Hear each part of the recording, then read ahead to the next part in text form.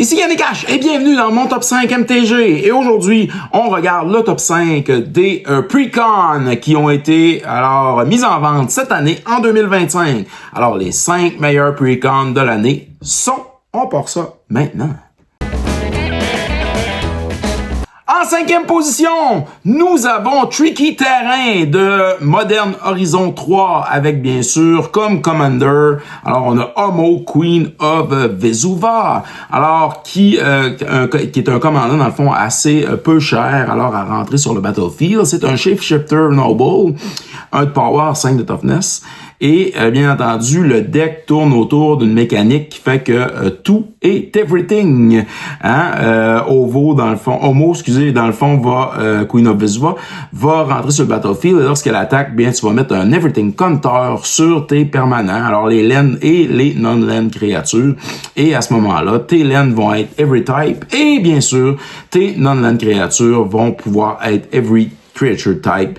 Alors, c'est quand même un deck très intéressant, avec quand même beaucoup de cartes qui ont de la valeur dans le deck, entre autres une Dryad of the Elysian Grove.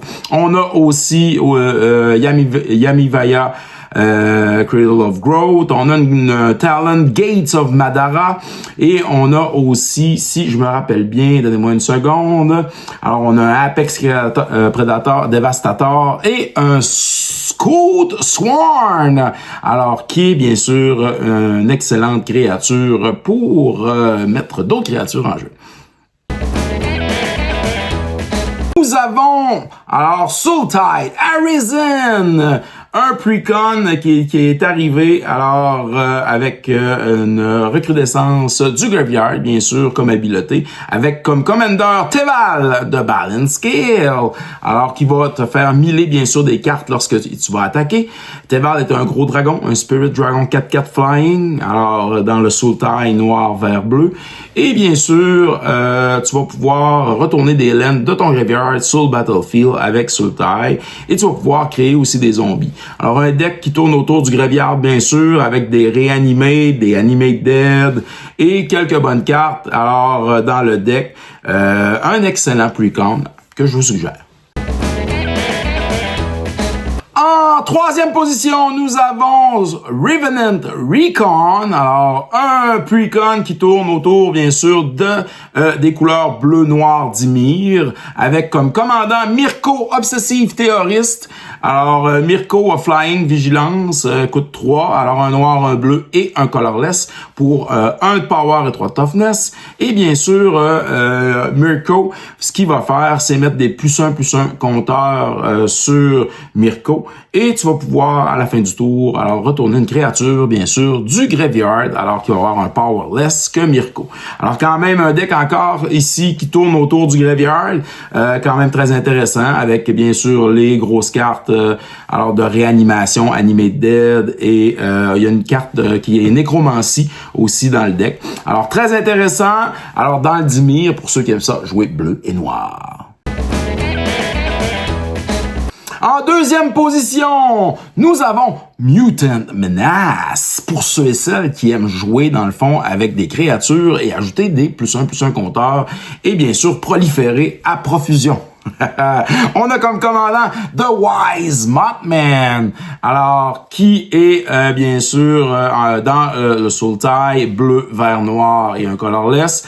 On a un 3/3 Flying. Le Mothman qui entre sur le battlefield ou quand il attaque, chaque joueur va avoir un Rad Counter. Et lorsque un ou plusieurs non-land cards vont être millés, on va pouvoir mettre des +1/+1 compteurs sur chaque target X créature dans le fond, où X c'est le nombre justement de non-land cards mill this way. Alors on va rajouter bien sûr des +1 compteurs un peu partout dans ce deck. Il y a plusieurs bonnes cartes. Guardian Project qui est une carte qui est bien sûr très chassée et demandée par les joueurs et les joueuses de Magic the Gathering. Power Fist aussi.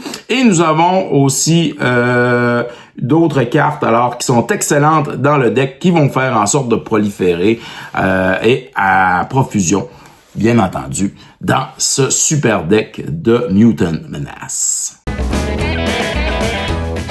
En première position, nous avons Val Gavotte. Val Gavotte, alors, qui est bien sûr un deck Rakdos avec Val Gavotte, Hour of Soul comme commandant. Alors, qui a Flying, bien sûr, pour un rouge, un noir et deux colorless. On a un 4-4 Power Toughness avec Ward P de vie.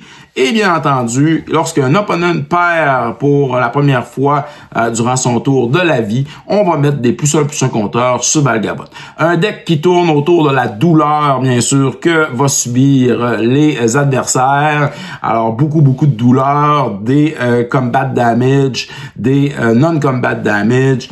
Et bien sûr, alors, plein de sorts et de créatures qui ont des effets très intéressants dans ce deck-là. Les grosses cartes, bien sûr, du deck, c'est Val Gavotte, entre autres. On a aussi dans le deck Witch Clinic, qui est une excellente laine. Et dans les autres sorts, on a les Lightning Grease, bien sûr, qui sont à considérer. Alors, c'était mon top 5 MTG pour les Pre-Con, alors les Commander Deck qui sont sortis durant l'année, alors pour les différents sets de Magic the Gathering en 2025. Vous autres, la gang, est-ce que vous avez un Pre-Con que vous aimez en particulier et que vous avez joué en 2025? Est-ce que c'est votre préféré? Et est-ce qu'il fait partie de cette liste des top 5 que je vous ai suggéré aujourd'hui? Alors, on attend des likes et bien entendu, vos commentaires. Alors, merci à tous d'avoir regardé cette capsule sur Piger c'est gagné. N'oubliez pas de vous abonner sur les différentes plateformes YouTube, Instagram et TikTok, car vous pouvez courir la chance, bien entendu, sur Piger c'est gagné, de remporter quelques prix. Ça peut toujours être plus payant de participer, de commenter, bien sûr, et de nous donner aussi votre appréciation de la chaîne. Alors, merci à tous d'être là. On se revoit dans une autre capsule de Piger c'est gagné.